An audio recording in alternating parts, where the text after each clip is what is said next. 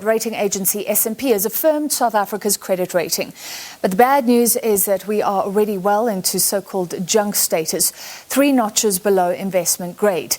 The agency says fiscal deficits are declining faster than expected, but slow progress on the rollout of vaccines and structural reforms that we always talk about will continue to hamper progress. To discuss, we're joined tonight by the head of research at ETM Analytics, George Glynos. George, it's great to have you with us, as always. Firstly, I mean, should we worry about what rating agencies think right now? Some people say never worry, and then also we were put into junk status. It's already happened. We're 3 grades below investment grade. Does this really change anything?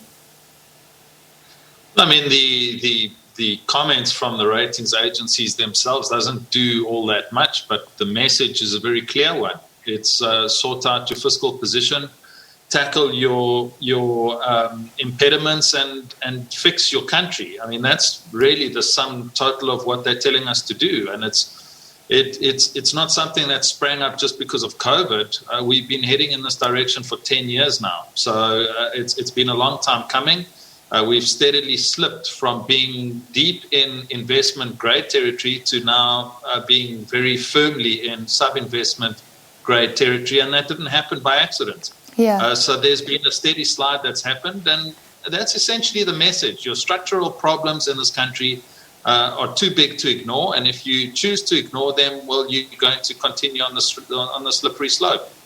All right, and we'll talk about the issues that they raise, but just staying with the broad issue of rating agencies, and I think it's worth asking you, what have been the implications of junk status? Because, let's be honest, the feared slide in the rand, that didn't come, and in fact, look at where the rand is right now. Even some reports, and you can correct me if I'm wrong, that our debt isn't bad. Our debt costs aren't actually as bad as we thought would happen if we were stuck into junk status. Yeah, so there are many points to make on what you've just said. The first thing that we need to do is just not confuse what we're seeing at the moment in terms of rand strength with South Africa doing well. South Africa is not doing well. In fact, one of the reasons why the rand is strengthening is because of the fact that South Africa is not doing well. So let's just park that to one side. So strength in the rand, not a great indicator of the general direction of the country. The second point to make is the reason why these ratings ultimately matter is a technical one. A lot of fund managers, important investors that reside all over the place in countries far away, look at these ratings and they utilize them as a gauge of whether or not they should be investing in a particular country. Some of them are mandated not to be able to invest in countries that are sub-investment grade. For example, your biggest fund managers are not therefore allowed to invest in a country that's sub-investment grade. So you immediately cut out a huge proportion of the market, which renders you more susceptible and vulnerable as a country to those flows. The investment managers that are allowed to invest in sub-investment grade countries like South Africa are a smaller pool.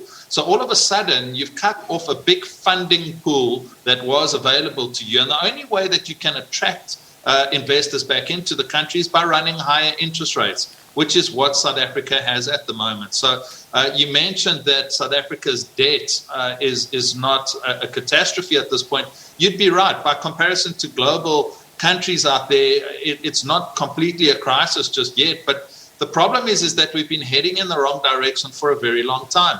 It wasn't long ago that South Africa was sitting at between 25 and 30% debt to GDP. We're now staring at figures closer to 85 and likely to rise towards 90 in the coming years. Now, when you're running interest rates of double digits, that makes it very uncomfortable and very expensive. Yeah. And it diverts spending away from places where it could have been spent productively towards the servicing of debt. And that's why these ratings ultimately matter. All right, finally, thank you. You've answered a question I had on debt. Then they look at the slow rollout of vaccines. That's obviously a huge issue that we talk about every day. And the slow pace at looking at structural reforms that we always talk about. I mean, give us one or two things that South Africa could have done, should have done a long time ago and really has to get on with right now if we want to improve. Well, if it hasn't become clear enough in recent years, South Africa's done a pretty poor job of running their state-owned enterprises. And even if we just park the state capture aspect of that to one side, they really haven't done the job that they were intended to do. And they certainly haven't served the country well enough. In fact, they've had to be bailed out repeatedly. And that's not just a function of corruption. It's also a function of just poor administration. So the first thing to do is to rid the fiscus of these liabilities that the tax base has to fund repeatedly. The second thing one needs to have a look at is the sheer size of government and the size of the public sector wage bill. It's unsustainable for a tax base as small as South Africa's. Then you can delve into all sorts of other issues, such as our infrastructure, which is starting to creak because it hasn't been maintained. We can look at education that's just simply not delivering the throughput that we need. There is a lot that South Africa can do. And we can start off by doing things like privatizing. We can jack up the quality of the education that we push through.